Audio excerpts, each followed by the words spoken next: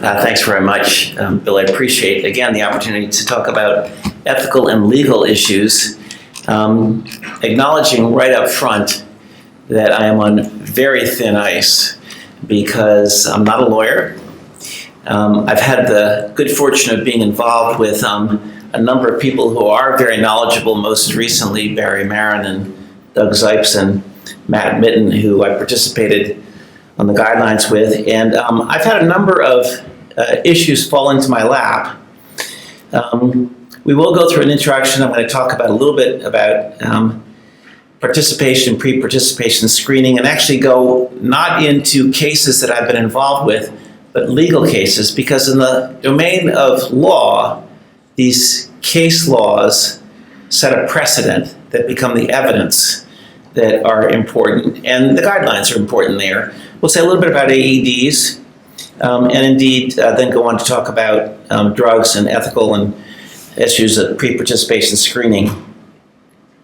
So this was kind of the index case that got a lot of headlines in the mid-1980s and comes up repetitively as the case in which Nick Knapp, who was at Northwestern, had an ICD.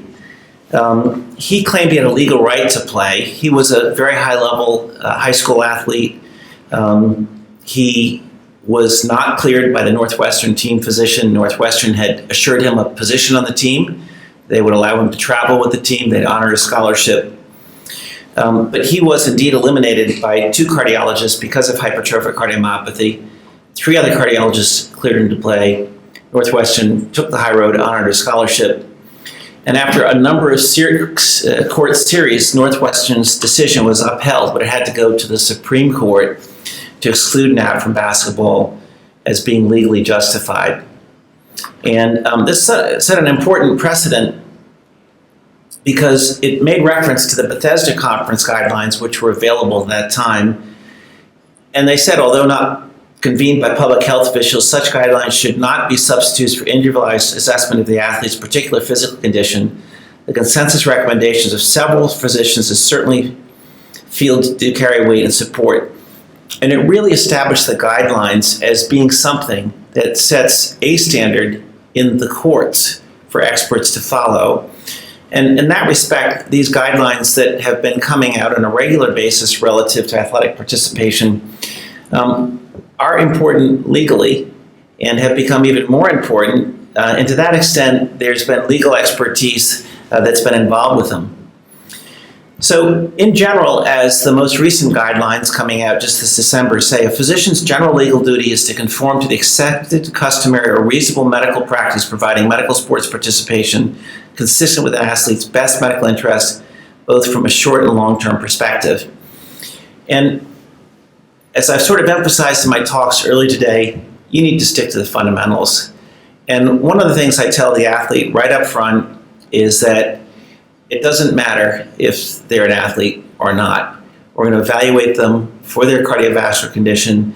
It doesn't matter if they are being referred by the coach, referring by the team, or coming in independently. I'm going to give them the same advice. Now, the communication patterns are different, but there's perils of VIP medicine. And these athletes typically get VIP medicine. And this is where we go wrong. We should really do for these athletes the same thing that we do in every other patient. It's been emphasized: history, physical, EKG, and then selective use of other tests as well. And as I've alluded to, and much of the material that I'm coming to you with today actually comes from this document, Matt Mitten as the first author, and Doug Zipes and Barry Marin, who were involved with the Nick Knapp case, a clash of the titans, you can imagine. They're still fighting about this one. But it was an important precedent. Now, the Bethesda guidelines in 2004 have been updated. The ACC Bethesda guidelines have now morphed into eligibility and qualification recommendations. And you can see Task Force 15, the very last thing that we wanted to deal with, because it's out of our area of expertise, goes over many of these points. But I don't want to just reiterate these points. I want to actually give you cases that you'll remember, because when you take these principles and apply them to individual cases, they stay with you. They've known this in business, they've known this in law, and they know it in medicine now as well. So courts recognize the guidelines, and this important concept of avoidance of unnecessary restriction of competitive athletes is a legitimate objective, but a physician's medical judgment should not be compromised by an athlete's strong desire to play a sport and willingness to assume a medical unreasonable risk. And as you'll see, athletes don't have the option of assuming that risk on their own or the team's need for the athletic title. So I tell them right up front, it doesn't matter whether you're making $60 million a year, and it doesn't matter whether you want to play, and it doesn't matter whether the team's willing to let you play. I'm going to tell you what I think about your cardiovascular condition and give you advice. Whether you choose to take my advice or not is up to you. I'm only going to communicate if you're coming to me with you as an independent person. But if you've been referred by the team, I have to tell you right up front that I have to make a full report of everything you tell me and my conclusions to the team. And when I tell athletes that, sometimes they walk out of the room. So be it. I'm not the right doc for them. So there is no legal precedent for holding physicians liable for refusing to medically clear an athlete with a known or probable cardiovascular abnormality or ICD consistent with the guidelines. So this is really important. If you're working within the guidelines and you restrict somebody, there's no legal precedent. In fact, the legal precedent is inverted. In 1989, Anthony Penny sued a cardiologist for medically diagnosing with hypertrophic cardiomyopathy. The cardiologist said you shouldn't play. His college team didn't let him play. He sued the cardiologist, and then he went off to England and he died. But there's no legal precedent, and there probably never will be. So as long as you're practicing within the guidelines and you document, as has been emphasized, you're protected against unnecessarily restricting an individual because there's no legal precedent. So liability exists if an athlete is cleared for athletics inappropriately or results in harm. So if you clear an individual and it's outside of the guidelines, there is some liability. And this is an important concept. So Reggie Lewis was drafted by the Celtics in 1987. He had been a three-time All-American at Northeastern. He had been recruited in part because Len Bias had died after being signed by the Celtics, getting millions of dollars in contracts immediately, and within 48 hours being dead of recreational use of cocaine. I don't have a word to say about that. Paul, you probably don't remember this, but you were out of the country when that happened. Jeff Isner, you were here? Oh.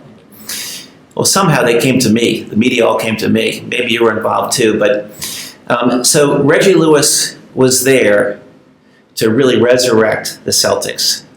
Len Bias had died.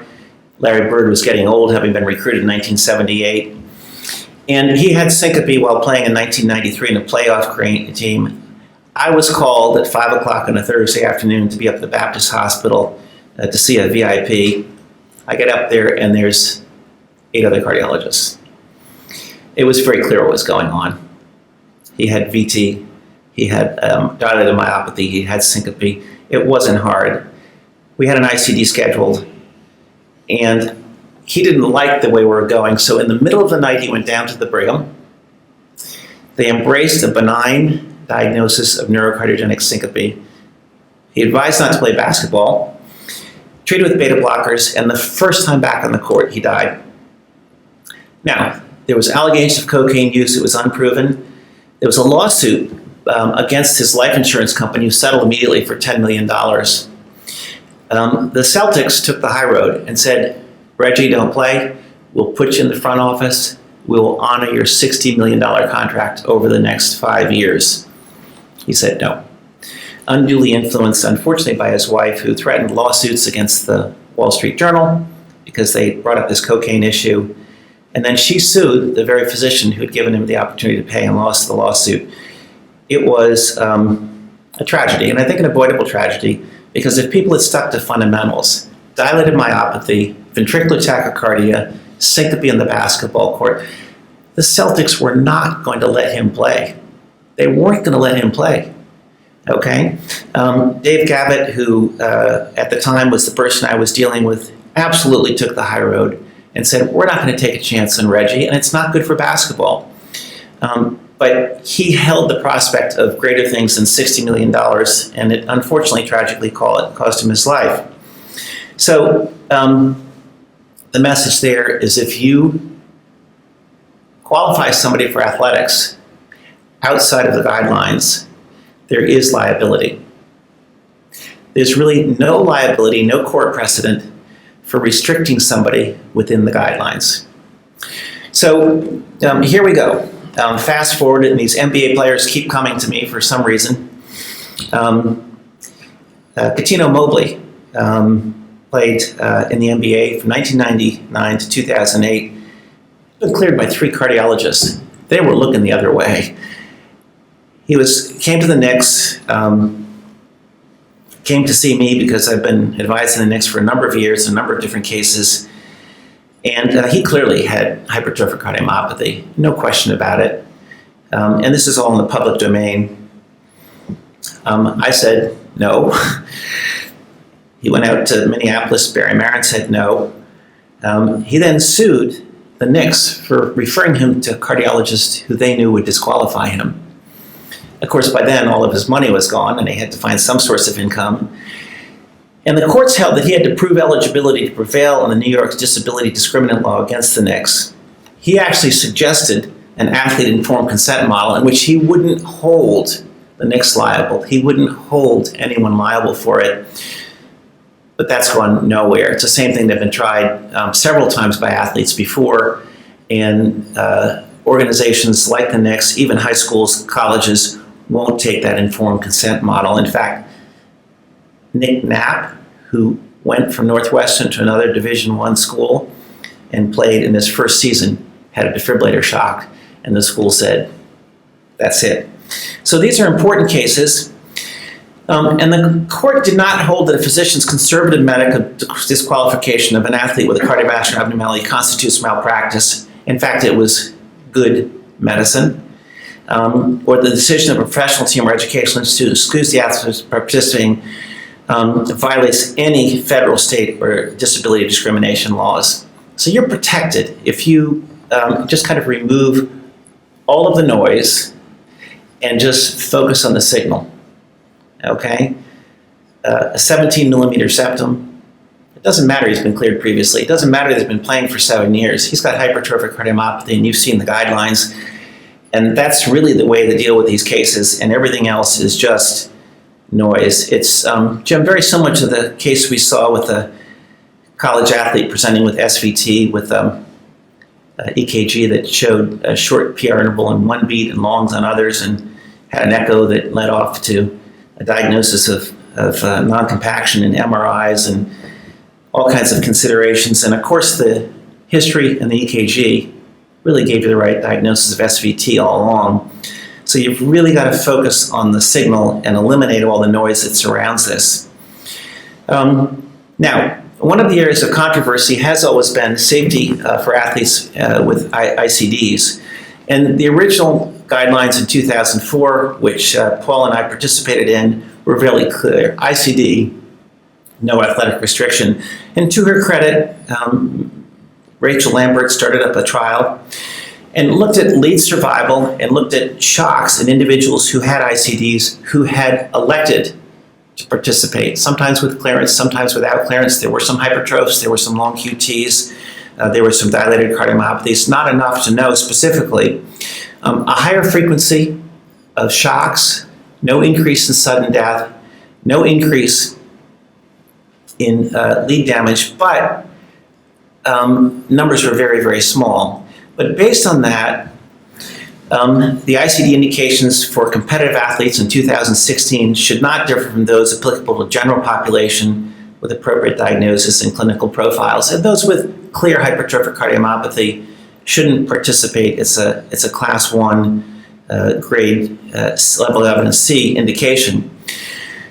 So the recommendations about ICD should, based on existing evidence for benefits and risk of getting class 1, but participation in sports classified as 1A for athletes with ICD is reasonable if they're free of ventricular flutter or fibrillation requiring device therapy for 3 months. But they might be excluded based on the hypertrophic cardiomyopathy, but things are being liberalized.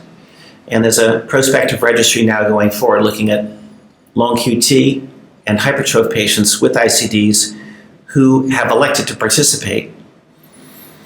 Athletes should avoid class 1A if they have hypertrophic cardiomyopathy. But here's where we're kind of hedging it a little bit. The decision regarding athletic participation should be made with consideration of and counseling of the athlete regarding the higher likelihood of appropriate and inappropriate shocks and the potential for device-related trauma in high-impact sports. So there may be some athletes in whom it's appropriate to give them the choice to participate if they really understand the risks and the benefits. It becomes very, very tricky when you're dealing with the youngsters in whom parents are making these decisions for them, and not necessarily always in the best interest of the child, and that'll come up in a couple of other contexts as well. And the desire of athletes to continue competition, even with the willingness to eliminate any liability on anyone's part, certainly should be not the primary indication for an ICD use. So here's Len Bias. This was tragic, and Paul, you and I, you may not recall this, had worked together with Jeff Isner and put together a small case series. How it ever got in the New England Journal of Medicine, I don't know, because it was anecdotal, but it was published. And it was published with a series of patients who had temporal relationship of cocaine use to cardiac arrhythmias, including sudden cardiac death. We'd pulled these, we'd put them together, and within a couple of weeks, Len Bias was drafted by the Celtics and died. Jeff Isner was out of the country. Paul, I always assumed that you were out of the country because all the phone calls kept coming to me. So I can actually tell you what happened is that somebody from the United Press called me and said why he died, and I said, 2 days after being drafted, it was got to be drug related, and they said, oh no, he was born again, it wouldn't be, and they wouldn't talk to me anymore. Oh, that's the truth. Thank you. Thank you. So that explains it. I've always wondered why Tim Johnson on ABC News would come to somebody a couple of years out of fellowship and say, we need you in the national news tonight. I was the third choice, okay? And it was tragic. He was recruited. He was, by all indications, a franchise player, celebrated the wrong way, died 2 days later. His cocaine dealer got 10 years in jail. And this was really the beginning of the war on drugs. And Nancy Reagan used this case to get this. So this is Bill Russell. I put Bill Russell up there because, as I mentioned, he's somebody who contacted me right after Len Bias died, and he contacted me right after Reggie Lewis died.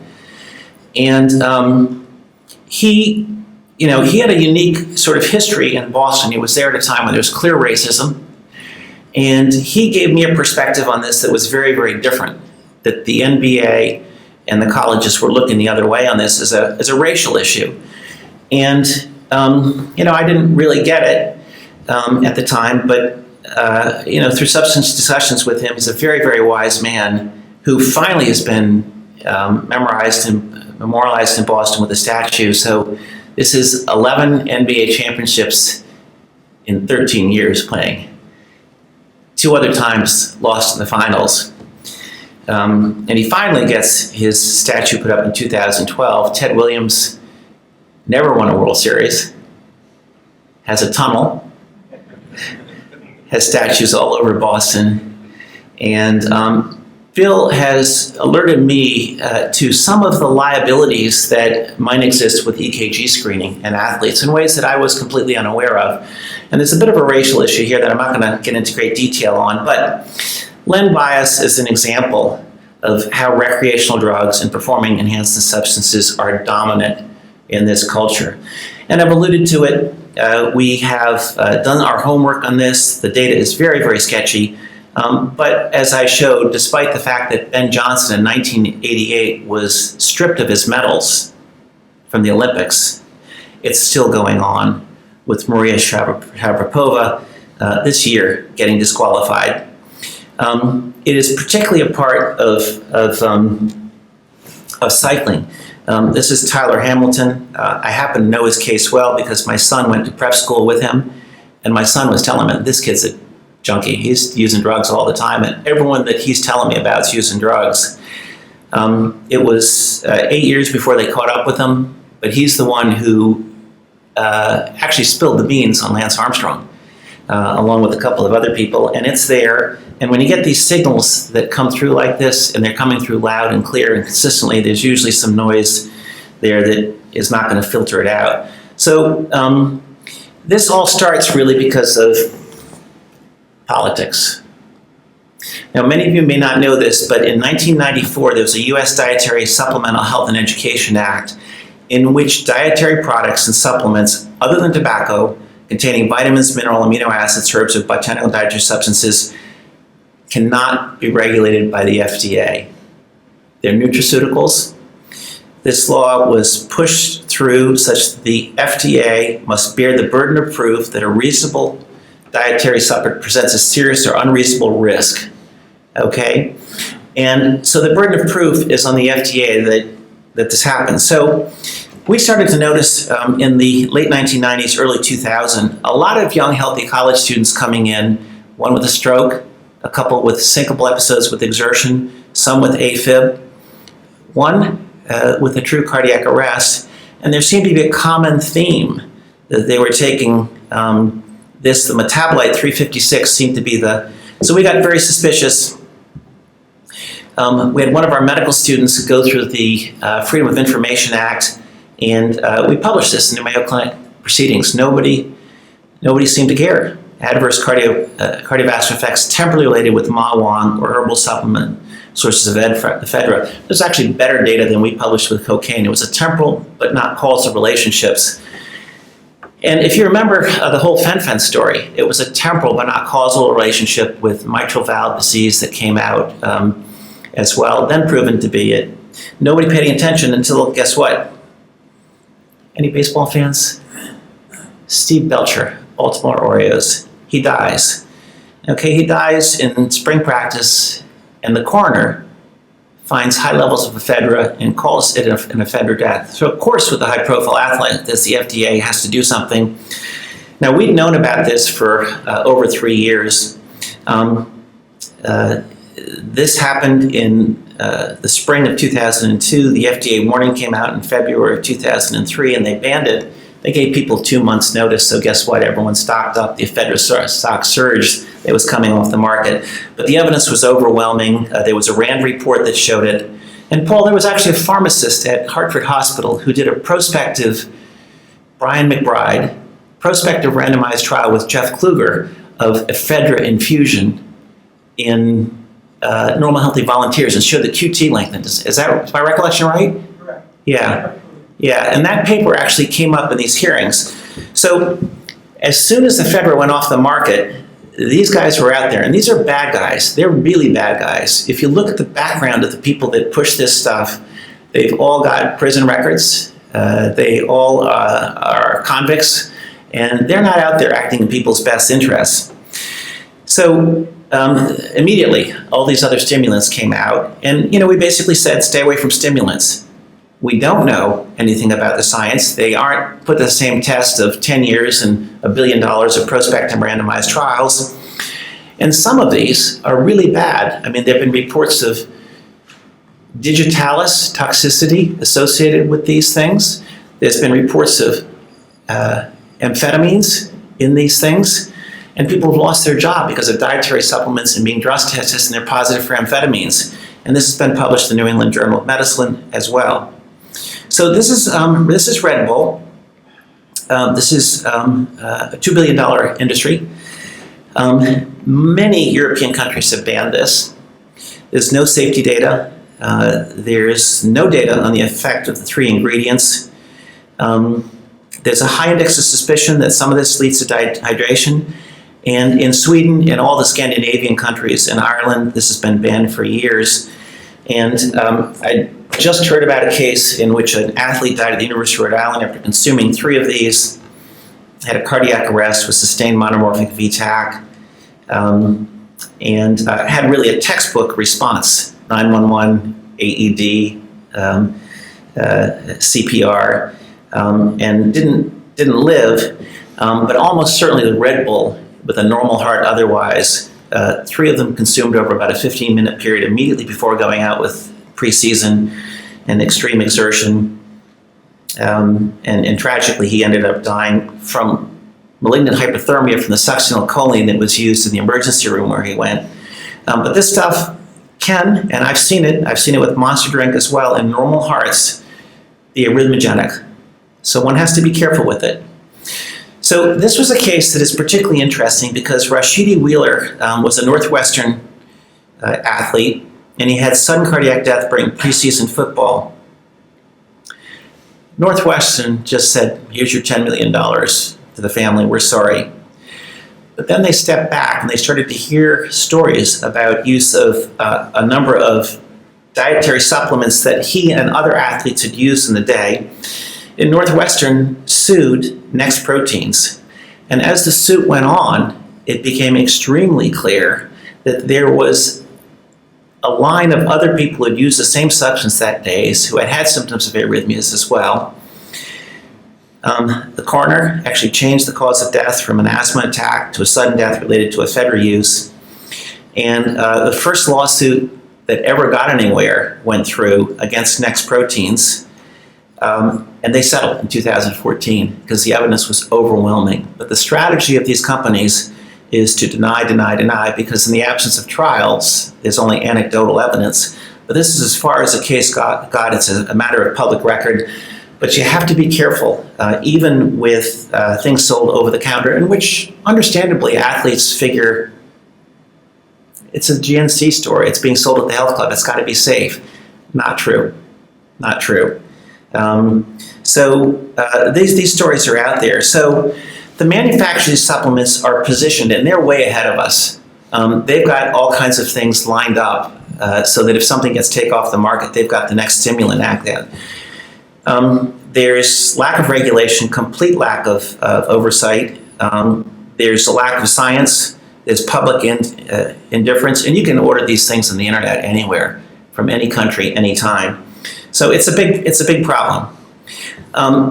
Athletic bodies, I don't think, are doing enough. When Sammy Sosa and Mark McGwire were fighting it out for home run championships, it was abundantly clear to everyone what was going on. Okay? What did Major League Baseball do? They looked the other way.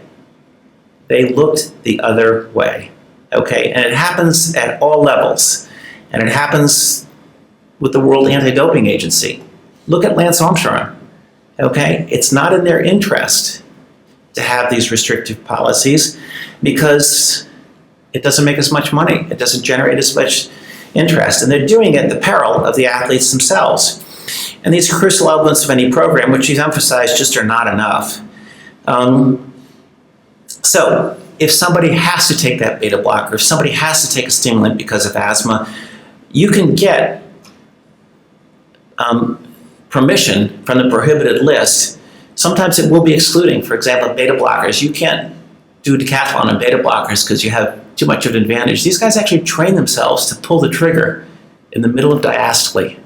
That's how good they are, okay? Because if you have a little systole going on, you're gonna have a little. Beta blocker use used to be rampant in the decathletes because the shootings was so dependent upon having a very steady hand. So a final couple comments. And this is really a body of work that got started by an undergraduate who was going to go off to medical school, Hannah England. She came to me between her freshman and sophomore year at Princeton. She'd been an All-American as a freshman at Princeton. And we gave her a little project about AEDs. Within 3 years, she had AEDs at every NCAA. She got herself in the committee. She made the case. The NCAA said, you're right, and they got them out there. So she also looked at the case law on this and worked with a lawyer who really helped us out. And it became very clear, and this is the reason we published it in JAMA, this was her senior thesis, that she went from 30,000 words to 1,800 words and got it published in JAMA.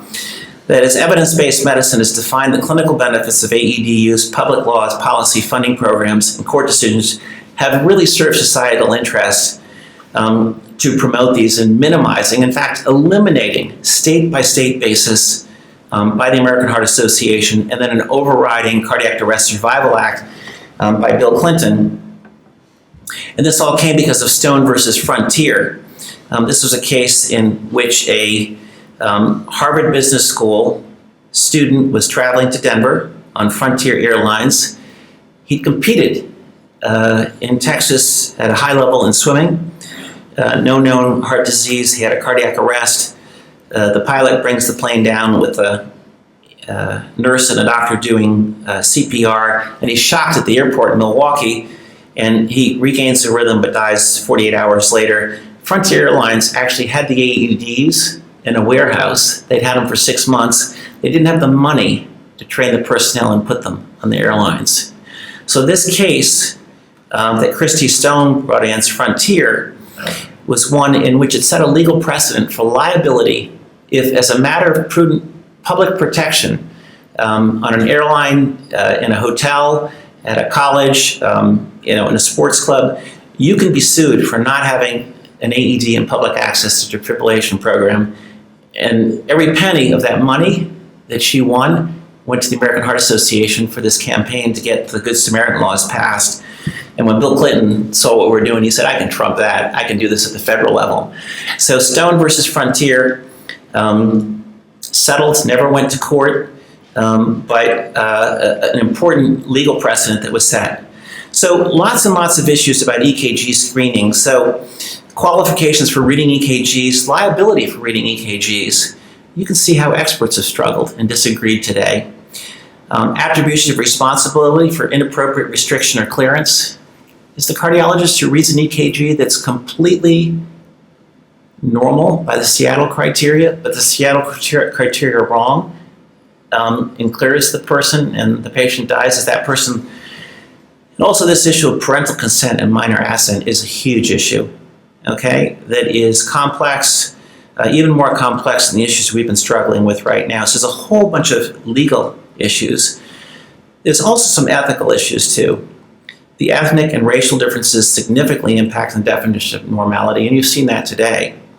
And it's highly probable, despite everyone's best intentions and the best possible science, that we're going to be selectively identifying a larger group of black athletes as being abnormal and subjecting them to a number of tests and the potential for disqualification. And I don't care what anyone says. If you don't think that is psychologically threatening to people, you're wrong. It clearly is. I mean, I see these athletes who have their future, and they're all going to be NBA players and in jeopardy. And even for those who are high school, not even college athletes, the notion of taking away athletic participation is extremely threatening, and it threatens the very core of their fiber. How can we possibly exclude non-athletes from screening? And we're going from a select group of the of the population to 50 times that screening in an age group in which there's no range of normalcy. So there's no compelling reason to confine screening for cardiovascular disease to young competitive athletes and exclude non-athletes. And I think in this country, although we're making a lot of progress with the science, and much of it you've seen today with improved sensitivity and specificity, there's a wide range of legal and ethical issues that are still out there that haven't been addressed, that need to be resolved before we go through with any formalized screening. So with that, I'll conclude thanking you very much for your attention, and if time allows, very glad to take any questions or comments.